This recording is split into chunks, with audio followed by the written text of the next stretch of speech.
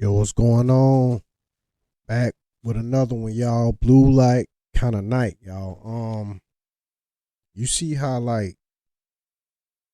kind of distorted and messed up. I started the video. Yeah, kind of a little disturbed, y'all. I'm kind of a little disturbed. It got something to do with this video right here. Y'all,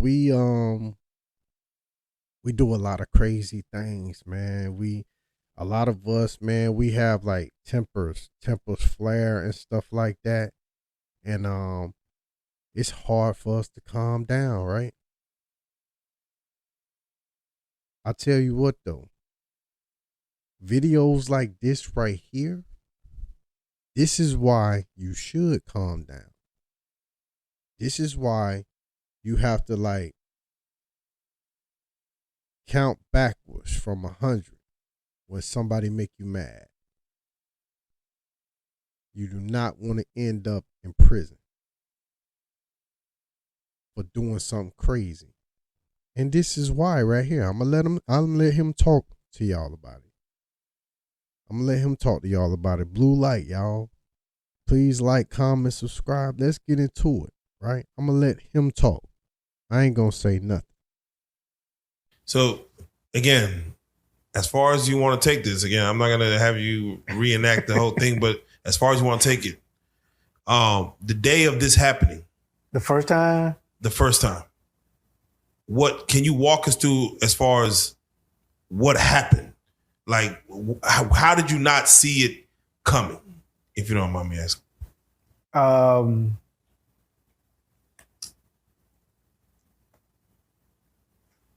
Because we were just kind of like, what? Okay, so I know the question. I know the question.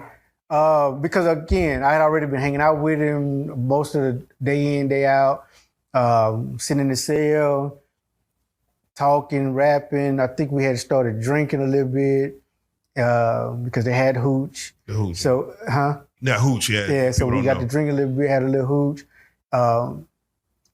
In his cell, because he had a cell by himself, got to use the bathroom. And once we started using the bathroom, we just came up behind me and just grabbed me and put me on the bed. And So let me ask. that's a big dude too. Yeah, let me ask. Yeah, because he's like you say, he was a country bumpkin type dude. Are you physically trying to fight this off? Because again, from you're 21 years old, you're 150. About as much as I could, be honest with you. It ain't like I just say, oh yeah, go ahead. Yeah, go ahead and do it. No, I tussle a little bit about as much as I could, but again, because how he caught me off guard, coming behind me, and he was a bigger guy, just... So, mind you, and this is all hindsight now, he'd been plotting this, or at least just let's say he didn't plot it, but he'd been testing you and then he got you to this point. Do you feel at the moment that, like, what do you feel was going through his head? Like, oh, I've been waiting to do this, or this is just in the moment. This is just what it is, man. Like, do you go through? Because mind you, we're gonna get to it, but you were probably trying to get commission to do some harm back to this man. But do you feel like he was like, this man? Do you feel guilt? Be like, man, I led this dude into this situation to make this happen. Do you feel like any of that was your fault, or you feel like, man, he just really took advantage and I need to do some harm to this man? I felt like he took advantage all the way up until I need to do some harm. Because after everything was over with, I just kind of wanted to everything just be over with. It'd be over. Then I was hoping he didn't tell nobody. I was hoping nothing ever came out of it. I just stopped hanging around him, but I don't really know how everybody started finding out, but I think I don't know the way was he could have said, oh yeah, I fucked him. And it was always, how you say, my story against his story.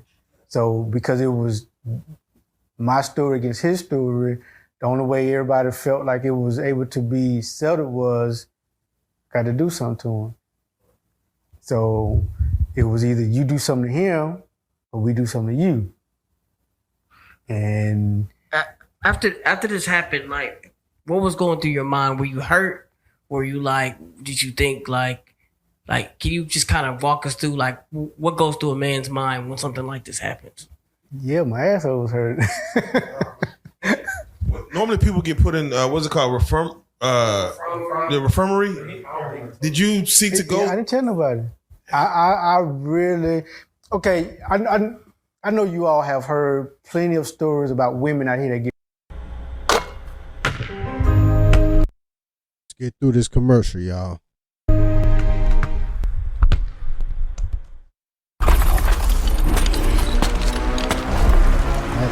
Let's get through it. Here we go. Right. And how after it happens, even if they know the person, it's somebody that they've known for a long time, they still don't want nobody to know. They still don't want it to, they just want it to be an isolated incident. And that's kind of what I was going to do. Right. It happened. It was over with. And I was just like, man, I like I said, I just stopped hanging out with the dude. I stopped going around him, stayed in my unit. I would still come out and watch TV and whatnot, but I would not go nowhere where he was. And did he try you again? Did he ever try to make it? I've never talked. Well, he was sending word through other people that we knew, like from New Orleans, that was in my unit. Hey, at that point it was Lil Red. Hey, tell Lil Red to come on over here and talk to me. And So I have to ask, how long did it take you to, one, physically recover, two, mentally recover in regards to just getting back to normal? physically, probably, I don't know. I don't even know the time frame, but mentally, I think mentally deep down, I still have maybe some issues. Because even at one point, once I got to North Carolina, I started going to therapy. I started seeing a therapist, and for 10 years, I was in and out of therapy. And most of that was because of that, and to just learn about me in general, about my childhood, about me, why I was the way I was, and then how to continue to survive in prison from that point. Like Baba Shaka was saying, technically, once word gets around that this happened, there should have been some type of form of either retaliation. Again, you already kept it solid. Like there should have been somebody in your corner. Yeah, that's what I was saying. Either they came to me. I'm saying they because it was Louisiana people and California people, because I was hanging around a lot of Crips too, and so it was like a collective. They was like, hey, if you're going to continue to hang around us and be with us, then you got to do something. Either if you don't do something, then we do something to you, because we can't have that, basically that blemish on our car, on our car, so to speak. Yeah. And so they felt like if I didn't do something, they'd do something to me. So they put a blade in your hand. They put a knife in your hand. Yep. It was an ice pick. An ice pick. Who? And you don't gotta say no names, but as far as who within the group gave you that ice pick, was it somebody that's respected or just somebody that somebody that I guess they felt that I respected them because that was somebody I was talking to on a daily basis. I see. Because it was somebody more around my age. I ain't gonna lie, for them to even get you the ice pick, that means they're serious about it. But what was it for you that made you not go through with? Because I ain't got the heart for that. And this is about how that ice pick getting put in your hand, about how many days or weeks or months after that the situation happened? About a month. About a month. So in a month, it wasn't in your heart to like again, because we were talking, people that listen to this are just normal people that live a 9 to 5 or probably, haven't lived that kind of life yet. To take a blade and say, let me a month later, not saying for no reason, but let me build it up in my heart to go either try to end this man. Because you got to end this man. You can't just stab him and intend to let me scratch his leg. Yeah, because in instances like that, it's going to be a to death situation. Yeah. Because And the only way you survive something like that is if once it starts, the police are kind of like right there to break To it stop up. it up, yeah. But other than that, if it's done off in the corner somewhere and the police can't get there, one of y'all gonna die. One of us would have, and it'd probably been me because I was the smaller one.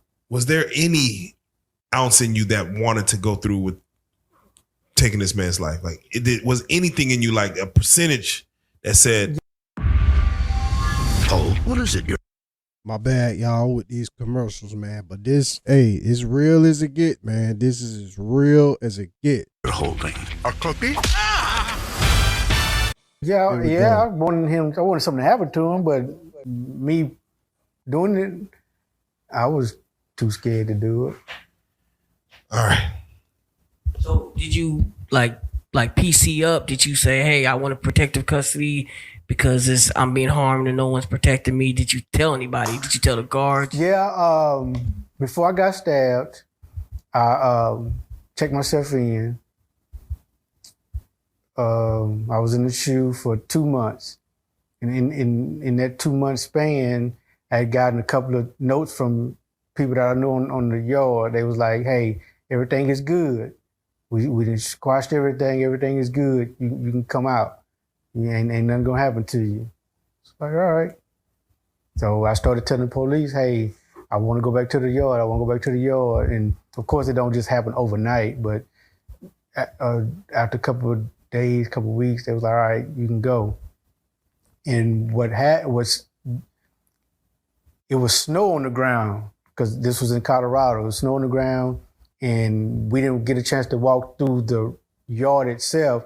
We walked through what they call the tunnel because because of how Colorado was, and it was in the mountain. They had to have tunnels built.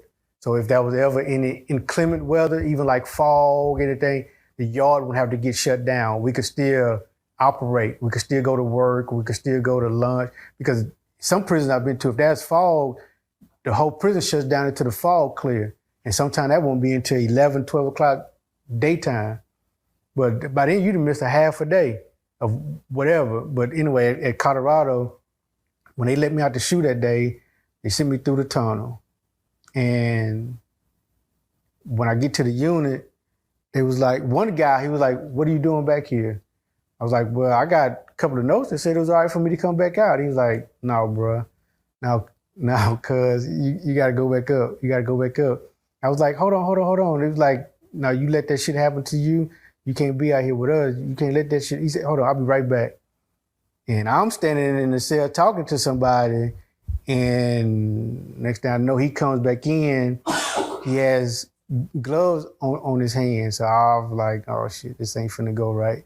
And before I knew it, he out his pocket and he started swinging, and I fought back, but it wasn't enough to dodge the getting hit.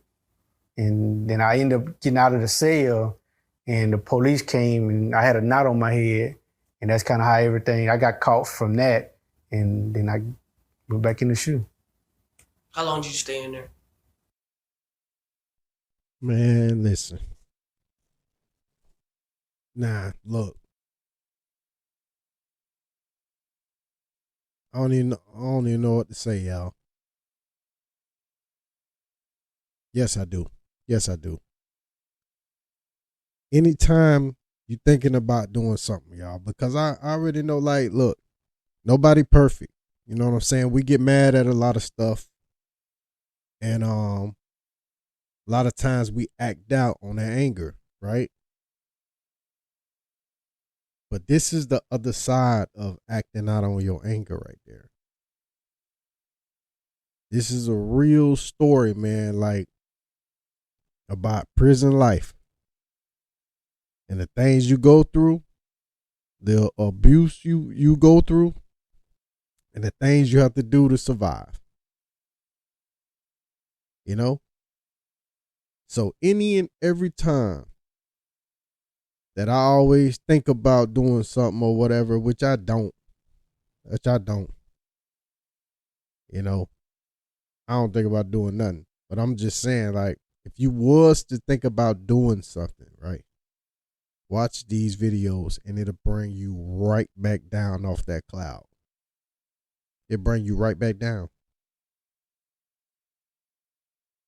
You know, you heard what he said. The man befriended him and then he violated him. And then in order for him to continue to be with the clique, they're like, listen, man, you making our face look bad. You got to go and take care of that. You got to go take care of that because it happened to you. So you can't be around us if you're not doing nothing about that situation. And just like you said, it was a situation where you can't just harm the person. You have to go all the way. And that's how it is in prison. That's the prison rules right there. It's almost like the streets, but like, you know, probably 5-10 times worse. Man, listen. I encourage y'all to, like, you know, just go to work or make your money and then go back home to your loved ones. You know, go back home to your loved ones. When you reach a certain age, all that clubbing and stuff, I don't know what I don't know what he did to get locked up. I have no idea. But the best thing to do, y'all, and then just stay to yourself and make sure your circle's small. Don't have a big circle. Make sure your circle's small because you know who is who. You know? When I hear stories like this, I'm like, okay, yeah, my eyes back open. My eyes wide open. Because I'm telling you, man, like this stuff, this is as real as it get. Is it real as it get? And then just think about it. Some people never recover from that. Or they go the other way and it make them psycho and make them crazy. You know what I'm saying? It make them crazy. So for him to be able to sit and just talk about it, and he went to therapy and he got help and stuff like that. You know, glad he survived that. But it's like it's something that he got to live with. Like you heard him say. He still think about it to this day. Like it's something you got to deal with. Listen, to avoid all that, whatever you're thinking about doing, if you're mad, you're holding a grudge with somebody, hey, let it go. I don't care what you got to do. I don't care if the person live right next to you, move. Go ahead on the move. If you can avoid that situation because I'm telling you, if you act on that situation, then you got a whole nother situation that you're going to. And that's all that's in there. And that's every day.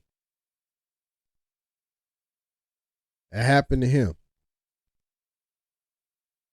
You know what I'm saying? It's guards in there, but it's like, y'all, it's a whole nother set of rules, man. It's a whole nother set of rules. Because look, even the people he with, right? Even the people he hanging with, he can't tell the guards what happened, which he ended up doing. And then you seen the people who he was with or he thought it was cool with, they turned on him. Because you can't tell in that. You can't tell what happened. And he knew that, and that's why he didn't say nothing for a while or whatever. So come on, man. Hey, to avoid all that, y'all, is not even worth it, man. Not even worth it. That person that owe you money, and you thinking about going get that get back, hey, just let it go. Forget about the money. That person that's talking out of the way, look, just let them talk. Walk away. Please walk away. Now, if you can't walk away and somebody put their hands on you first, okay, I get it. Self-defense, I get it. Got to do what you got to do. But if a person talking or You know, if somebody wants you to ride with them or something like that, or ride with me, let's go get this person. Nah. I'm about to stay home. I'm about to catch up on my Netflix. Any and everything, man. When I hear these stories, I'm telling you, bro, look, your eyes might be a little bit squinted, but you hear these stories right here, you be wide awake. Damn, bro. That's what, I don't know, man. I don't know. Just hit a U-turn, y'all. Go back. Go back the other way. Go home. Go home. Don't ride with that person that wants you to ride with them, and you know they got a heater right there in the glove. Hey, go home. Go home to your woman and kids, man. Go home. Go home, man. For real. That's it right there. That's it for me, y'all. But you know, like I say, man, like that's why I always tell y'all, be safe out there. Be safe. Be vigilant, move militant, man. Be safe. Don't do nothing crazy, man, because you could end up in this situation right here. For real. That's it for me, man. That's it for me. Please like, comment, subscribe, blue light. Be safe out there. Again, y'all. I tell y'all thousands of times because I really do want y'all to be safe. I don't want y'all to end up in a situation like that because I'm telling you, it's going to mess you up for life, y'all. Blue light, y'all. Please like, comment, subscribe, man. I'm out.